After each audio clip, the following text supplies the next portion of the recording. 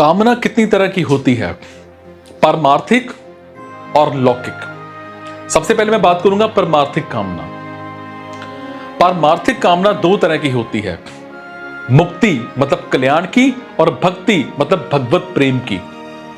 जो मुक्ति की कामना है उसमें तत्व को जानने की इच्छा होती है, जिसे जिज्ञासा कहते हैं। ये जिज्ञासा जिसमें होती है वो जिज्ञासु होता है। गहरा विचार किया जाए तो जिज्ञासा कामना नहीं है, क्योंकि वो अपने स्वरूप को अर्थात तत्व को जानना चाहता है, जो वास्तव में उसकी जरूरत है। और जरूरत उसको कहते हैं जो जरूर पूरी होती है, और पूरी होने पर फिर दूसरी जरूरत पैदा नहीं होती, और ये जरूरत सत्य विषय की होती है। दूसरी कामना प्रभु प्रेम प्राप्ति की होती है। उसको प्राप्ति तो कहते हैं, पर वास्तव में वो प्राप्ति अपने लिए नहीं होती, हालांकि प्रभु के लिए ही होती है। उसमें अपना बिल्कुल भी प्रयोजन नहीं रहता, और प्रभु के समर्पित होने का ही प्रयोजन रहता है। प्रेमी तो अपने आप को प्रभु के समर्पित कर देता है, जो कि उसी का अंश है। ये दोनों की ही जो परमार्थिक कामनाएं वास्तव में कामना नहीं है। अब मैं बात करूंगा लौकिक कामना की।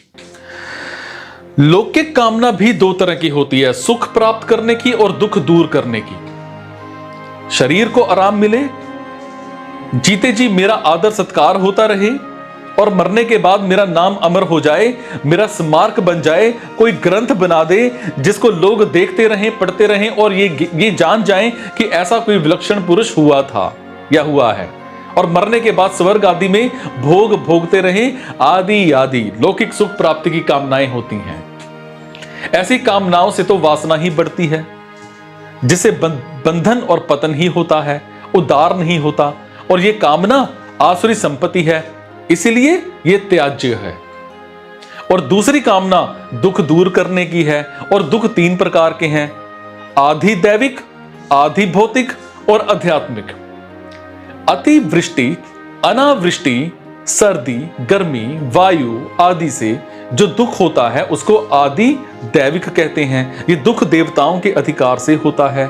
सिंह, सांप, चोर आदि प्राणियों से जो दुख होता है उसको आधि भौतिक कहते हैं।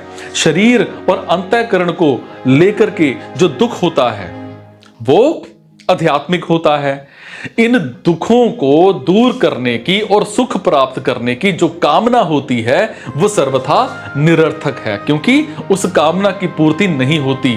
पूर्ति हो भी जाती है तो दूसरी नई कामना पैदा हो जाती है, और अंत में अपूर्ति ही बाकी रहती है।